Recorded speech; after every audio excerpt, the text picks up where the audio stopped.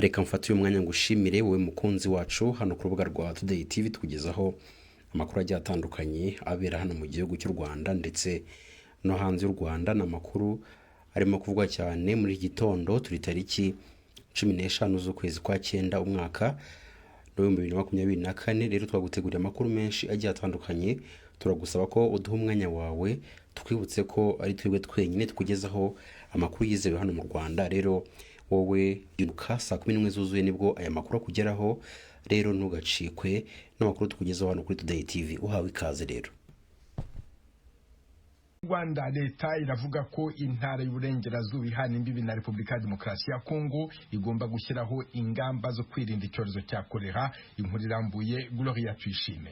Uyu muburo ukubiye mu ibaruwa ikigo cy'igihugu cy'ubuzima RBC cyandikiye Minisiteri y'Ubutegetsi bw'igihugu gisaba ko hatangira ubukangurambaga ku kwirinda indwara ya kolera mu duce twegereye imipaka mu ntara y'Uburengerazuba, by'umwihariko muri iki gihe igihugu cyinjiye mu gihe cy'imvura. Mu ngamba zikubiye mu ibaruwa ya RBC harimo ko abaturage bagomba gukoresha amazi meza cyane cyane mu duce dufite ibyago byinshi byo kwandura, kwimakaza isuku ku rwego rw'umudugudu hagenzurwa ubwiherero busukuye ndetse buboneye, gukangurira abaturage gutegura amafunguro asukuye no kumena imyanda mu ngarani ziboneye. Gusa bamwe mu baturage bo mu karere ka Rubavu mu murenge wa Kanzenze mu kagari ka Nyabiteme mu mudugudu wa Kaberi bavuga ko nta bwiherero bafite, ahanini kubera mikoro make ndetse n'imiterere y'aho batuye harangwa n'amabuye menshi bakunze kwita amakoro agorana cyane mu gihe cyo gucukura ubwiherero. Uyu ni Mukamana Liberata ufite umuturanyi we udafite ubwiherero kubera mikoro make. Twasanze uyu umuturanyi we adahari. Nda mugabo afite mbega niwe uri mu nzu n'umukobwa umwe. Ubwo rero uwo mukobwa ndaho yashobora kubaka ubwiherero, ndaho bamwubakiye. Yarabukwiye kuko yabona afite imbaraga zo kwiyubakira abe yarabwubatse, ajaga aho izindi wese ziri, ajaga mu bwiherero bumwegereye. Abaturage batuye muri aka gace bemeza ko kubera ubwiherero butaboneye biteza indwara zituruka ku mwanda. Ikibazo kiri kuri nyiri wese kuko ayikoze wese yaba neza. Nta bakunda kuhaja baba bafite ibyo byobo bidapfutse ariko babijamo. Nta ningo ku gasozi kuko amasazi aratuma agatumuka agatera indwara, ntabwo bikwiye. Nyiragasoko nawe ni umukecuru uri mu kigero cy'imyaka 60 afite ubwiherero buto cyane. Oya ni ubushobozi buke, nongeye ko ndi muno mu nzu nje nyine ko nabonaga ntaho naje kwiherera ngatereza bakakanzinga zingira si none waje kunyamukwa abandi 2 3 4. Ni nabonye ndabishoboye kuja mu murimo gw'abandi cyangwa je mu kwanje kandi ari mu murimo ari mu myaka nagatereje ngamo barakazingazinga bakagira nk'urubo ariko nanjagamo none sinihishemo bambona ngo nuko ari gato hari. Icyakora aba baturage bakemeza bose ko atari kuba babuze ubushobozi bwo kubaka ubwiherero, ahubwo bamwe muri bo babiterwa n'imyumvire yabo mike ku kwimakaza isuku. None si umuntu avaga igaragara mu nduru bakazana ni bakavuga ati njyewe ndago ndirwa ndi kubaka amawese ati leta izanyubakira, leta yamuhereza ibati akumva ko yagira utegwa kubaka y'ibiti ibyatsi mbere kuriye. Umuyobozi w'akarere ka Rubavu Murindwa Prosper kuri iki kibazo avuga ko muri gahunda ya leta hateganyijwe kubakira abatishoboye ubwiherero buboneye. Agace k'amakoro usanga abaturage rimwe na rimwe kubaka bibagora kubaka ubwiherero, ariyo mpamvu abafite amikoro make tuzanamo imiganda idasanzwe kugira ngo abaturage bagenzi babo babafashe kuyubaka, hanyuma abafite ubushobozi tukabategeka kuyubaka mu gihe gitoya. Ku rundi ruhande umuyobozi w'intara y'Uburengerazuba Dushimirimana Lambert atangaza ko uretse muri iki gihe cy'itumba ikigo cy'igihugu cy'ubuzima cyatanze impuruza isuku yagakwiye kwimakazwa igihe cyose. Kandi dufite abaturage benshi bavuye ibyo bihugu bavayo rimwe na rimwe nko muri Kongo natwe bashobokajyayo. Ni icyo ngicyo cyangwa harimo ntuza nyine hari nicyo kibazo tuba dufite ko twegeranye nabo tugenderana nabo no kwandura biroroshye cyane ugereranyije n'ahandi hantu badaturiye umupaka. Ariko ubundi isuku tugomba kubikora buri gihe. Imvura yaba iri kugwa yaba itari kugwa cyangwa iri kubona isuku tugomba kuyitaho kuko nyine isuku umwanda ni isoko y'indwara zitandukanye. Gitangaza ko imirenge igomba kwitabwaho iri mu turere 6 turimo Nkombo, Nkanka, Nkungu, Giheke, Gihundwe, Mururu, Bweyeye na Bugarama mu karere ka Rusizi. Mu karere ka Nyamasheke harimo Kanjongo, Mahembe, Kirimbi, Macuba na Gihombo. Mu karere ka Rutsiro harimo Kivumu, Mushubati, Gihango, Musasaboneza na Kigeyo. Naho mu karere ka Rubavu harimo Cyanzarwe ahazwi nka Busigari, Nyamyumba, Gisenyi na Kanamba. Mu karere ka Karongi ho harimo Gishyita, Mubuga, Bwishyura na Rubengera, mu gihe mu karere ka Ngororero harimo umurenge wa Kivumu gusa. Icyorezo cya korera kiganje cyane cyane mu gihugu cya Repubulika Demokarasi ya Kongo mu karere, ndetse kenshi gikunze guhitana abatari bake mu gihe cy'imvura. Rero wagira ngo yakoze impanuka cyangwa se wagira ngo yaguye hasi mu misumari, ariko ntabwo ariko bimeze. Ni inkuru ibabaje cyane iteye n'ubwoba kuri uyu mugore yamubayeho. Turaje rero tuyikubwire, ariko tukubwira ko tugufite n'andi makuru menshi agiye atandukanye. Twifuza ko waduha umwanya wawe kukugezaho aya makuru mu buryo burambuye. Dukomeje n'iyi nkuru, ni umugore witwa Ayingeneye Alphonsine w'imyaka 91 y'amavuko wo mu kagari ka Karengera umurenge wa Kirimbi mu karere ka Nyamasheke yahuye n'uruva gusenya ubwo yari mu murima wenyine ahinga. Rero ubwo imbwa ebyiri atamenya aho ziturutse zikaza zikamurya zikamukomeretsa bikomeye ukuguru, akahavanwa ajyanwa igitaraganya ku bitaro bya Kibogora. Byabaye saa 7 z'amanywa zo kuri uyu byabaye kuwa kane, rumvikana tariki 12 Nzeri 2024. Umwe mu batabaye ari nawe cyangwa se n'umwe mu bamufashije kugera ku bitaro bya Kibogora yatangaje ko baje kumenya ko izo mbwa ari iz'umuturanyi w'umurima yahingagamo, bitazwi niba nyirazo yari yasize azirekuye cyangwa hari undi wazirekuye nyuma, kuko basanze urwo rugo nta muntu n'umwe wari rurimo. Nyiri izo mbwa kuva zaryiye umugore kugeza ubwo iyi nkuru yakorwaga kuri uyu wa gatanu tariki 13 Nzeri 2024, mutware tariki 14 Nzeri 2024 yari ataragaragara mu ruhame. Bakeka ko yamenye ko imbwa ze zariye umuntu agatinya kugaruka cyangwa se kugaragara ngo atahagirira izindi ngorane.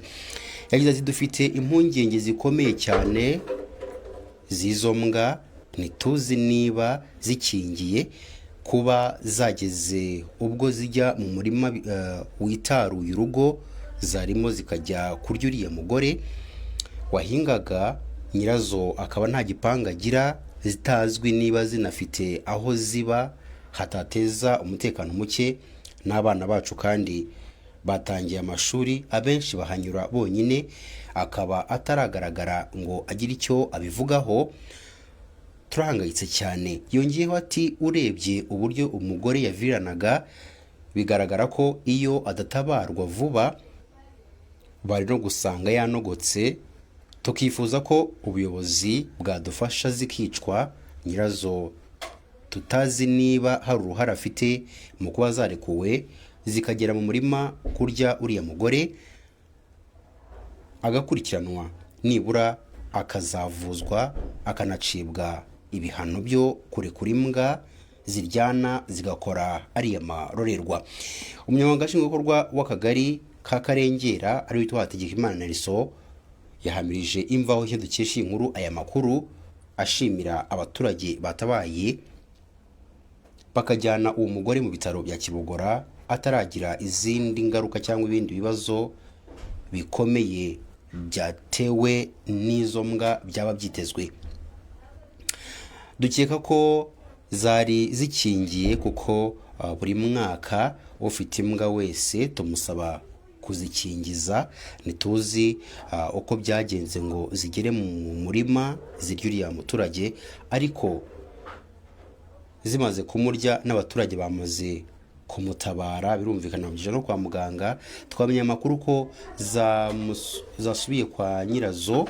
Icyakora we kugeza ubu ngubu ntabwo turamuca iryera.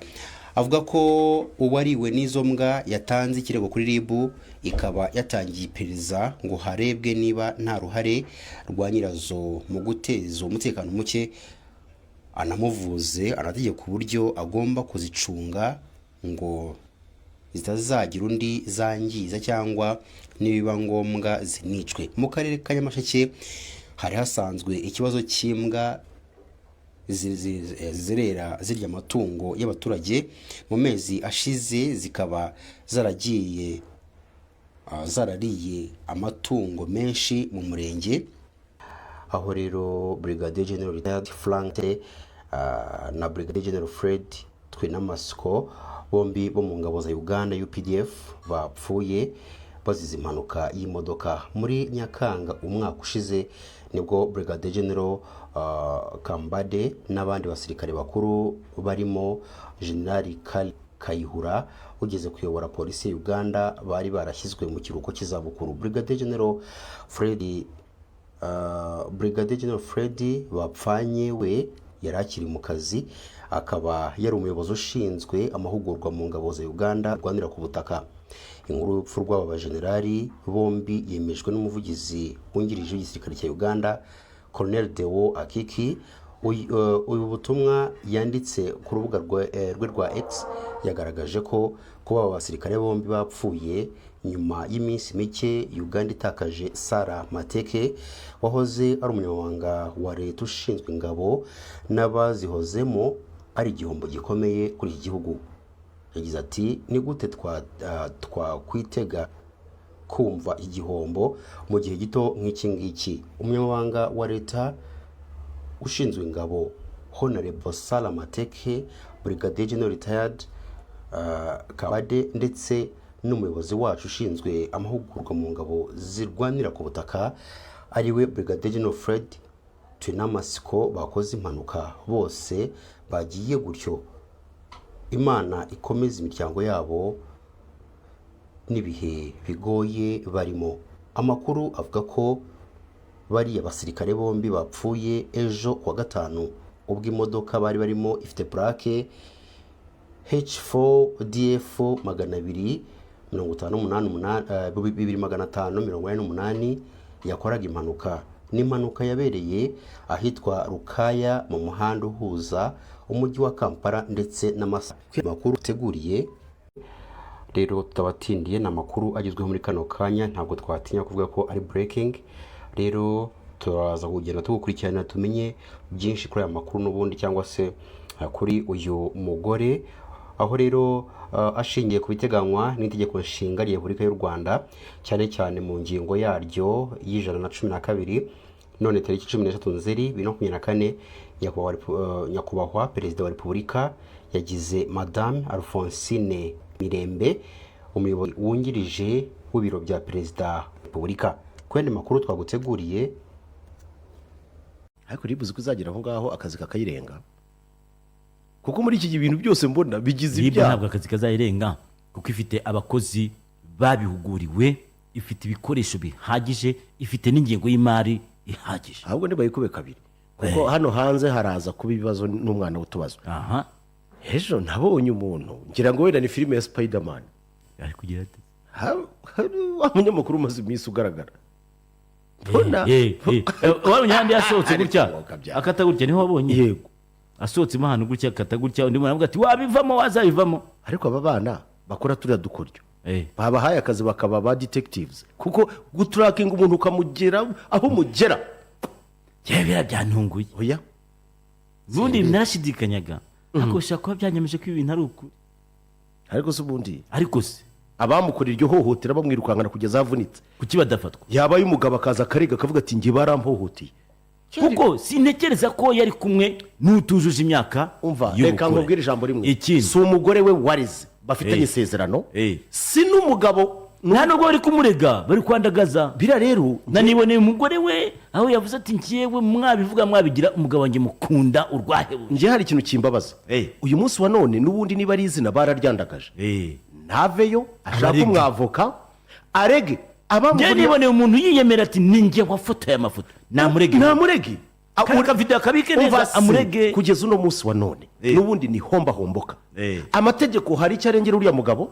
ibigaragara ntiyafatiwe muri infragranto delicto, bigaragare ko wenda bamufatiye ku gihanga ku muntu ariko utabyemerewe, ku muntu ubujijwe n'amategeko. nabyo ntabwo ubujijwe n'amategeko nyine umva icyo mvuga, nabyo ntiwabipuruva no so wabipuruva gute? nyine umva icyo mvuga, ntabwo bamufatiye mu cyuho n'umuntu utujuje imyaka y'ubukure. yego, nta muntu wamufatanye n'umugore w'abandi ngo umugabo w'uwo mugore atanga ikirego. umugore we bwite ntaho yamufatiye ngo amurege. bivuze ko abari kumuzana amafoto amavideo bamwamagirira hanze ahantu hose bati murebe muri gukora icyaha. icya kabiri yarahohotewe, akwiriye kuregera ibabaza roho cyagiye kugihimba ariko umuntu watumye asimbuka amazu akwiye kubihanirwa. Ashobora kuba wenda hari turokiri amakora ikangisho babati turakutema turakuniga. Ariko burya icyaha gikorerwa rubanda nubwo atakirega. Ubushinjacyaha bufite uburenganzira buregera bukurikirana bakoze biriya bintu. Njyewe ntekereza ko ubushinjacyaha nako ubugenzacyaha n'ubushinjacyaha biboneye namo video umuntu avuga ati ninjye nafotoye sintinya leta ninjye yabifotoye ibyo bintu ko nabanyabivuga yarangiza agasirikiriza. Yego ibi rero ndakubwiza kandi niba ribu irimo kutubwira bisomwa kumva aho nshya irimo kubwira abantu ko ibira bintu byo gukwirakwiza urukoza soni byo kugira gute bihanirwa nifata abantu bayizaniye none bajyemo kusebanya kuko uyu munsi nuriya ejo ni wowe uri kubizana. Ngiye ikibazo mfite ni kimwe nta kaga kugeza aho umuntu avunitse amaguru birabyo ni ikibazo nibo bamuvunye. Ubu rero ariko mana uriya mugabo aramutse abaye seri agashaka umwavoka mwiza wajya wumva abantu barira bati wowe kabyara watubabariye sayidi ya papa twabikoze tuzi ko ari ugutwika ayewe. Ariko uzikora n'umugore wa Sabe yajya kurega abishatse afite uburenganzira.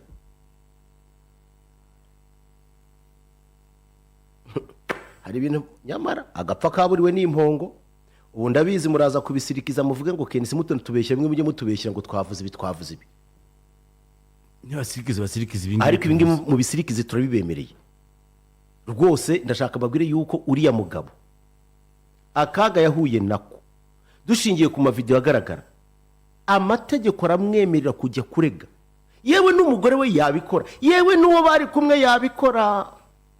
Ariko noneho uwishyira mu menyo ya rubamba avuga ko ari we azi ko ari ubutwari, menya ko uri mu gukomanga amageragere. Ibyo ndabikubwiye simpanuye.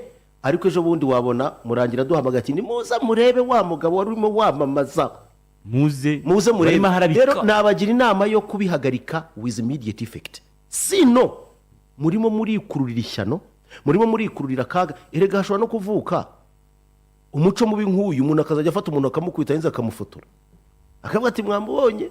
Munagize ati ministère public yagombye kwiplenya gusi ubushinjacyaha n'ubushinjacyaha bukaregera rubanda. Ariko noneho ngendika ariko ari umunani uvuze ngo ariko mana niba musengereze nawe yajengereje abandi nawe rero abyigireho mwinda kiwa mwindwa arroser ndiyo hivyo. Ariko uyu munsi wa none ari muri position isaba sympathy kumugirira impuhwe no kumufasha. Ashobora kuba atabizi wenda no kwitinya ariko n'ubundi ari icyubahiro already baramwandagaje twemeranye. Mushitwacu uri Denmark ati nimwumvise se indirimbo bamusohoreye ati bigeze kuri ese kandi hayo numvise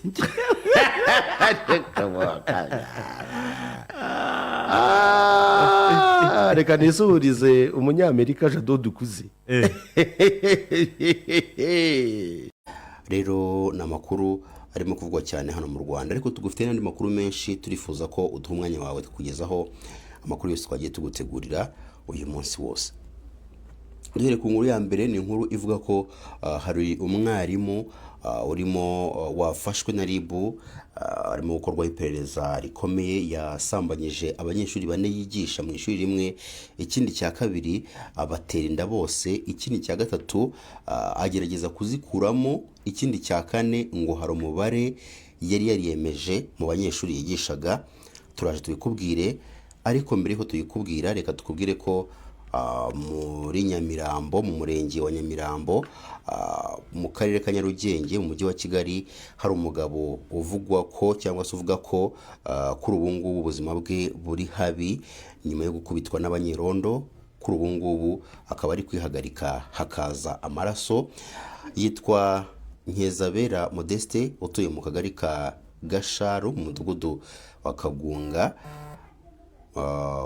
Mu kiganiro cyihariye yagiranye na Bwiza dukesha inkuru, yasobanuye ko yakubiswe n'abanyerondo nyuma yo gupfubirana n'umwe muri bo akamumenaho inzoga atabishaka, nk'uko abyivugira mu buhamya bwe buri muri video birumvikana yakozwe n'ikinyamakuru Bwiza rero akaba ari nayo dukesha iyi nkuru ngo kuri ubu ngubu inkoni yakubiswe n'abo banyerondo zatumye asigaye yihagarika amaraso akaza, nubwo yari yagerageje kwivuza ariko ubushobozi bukamunanira cyangwa se bukamubana bwinshi, mutabarire ubushobozi bukamubana buke, amafaranga akaba mubana menshi. Uyu avuga ko kuri ubu ngubu abamukubise bahise batoroka mu gihe yifuzaga ubutabera, akavuzwa ndetse akaba yanafashwa, abana be bakabona ibyo kurya ndetse bakajya no ku ishuri, dore ko kuri ubu ngubu kubera yuko yakubiswe nyuma yo kubitwa ntabwo abana be barasubira ku ishuri. Uretse no gusubira ku ishuri, ikibazo cyo kurya nacyo ni ikibazo nk'uko mubibona kuri screen zanyu. Dukomeje n'amakuru, umwarimu wigishaga mu murenge mu rwunge rw'amashuri rwa Murira, GS Murira mu murenge wa Muganza mu karere ka Rusizi, akaba akaza guhagarikwa mu kazi azira kumara iminsi atajya mu kazi nta mpamvu izwi. Yatawe muri yombi akekwaho gusambanya abakobwa 4 yigishaga akabatera inda. Yatawe muri yombi nyuma yaho urwego rw'igihugu rw'ubugenzacyaha RIB rukorera muri kariya karere ubukangurambaga bwo kurwanya ihohoterwa rishingiye ku gitsina n'ibindi byaha byibasira urubyiruko. Ababyeyi bagatanga amakuru bavuga ko uyu mwarimu yidegembya kandi yarasambanyije abanyeshuri 4 akanabatera inda. Umunyamabanga nshingwabikorwa w'umurenge wa Muganza Rwango Jean Dodier yatangaje ikinyamakuru Igihe dukesha inkuru ko uyu mwarimu yatawe muri yombi. Yagize ati nibyo yatawe muri yombi n'urwego rw'igihugu rw'ubugenzacyaha RIB akekwaho gusambanya abanyeshuri. Afunzwe mu buryo bw'iperereza n'ubuyobozi, buvuze ngo afunganywe mu buryo bw'iperereza n'umuyobozi w'ishuri ndetse n'umurezi ushinzwe imyitwarire y'abanyeshuri. Mu banyeshuri 4 uyu mwarimu akekwaho gutera inda harimo uwo bivugwa ko yamujyanye mu Bugarama ahitwa muri site akamufasha kuyikuramo, ndetse n'abandi 3 barimo 2 bo mu kagari ka Cyarukara n'umwe wo mu kagari ka Gakoni. Kandi bakuru twaguteguriye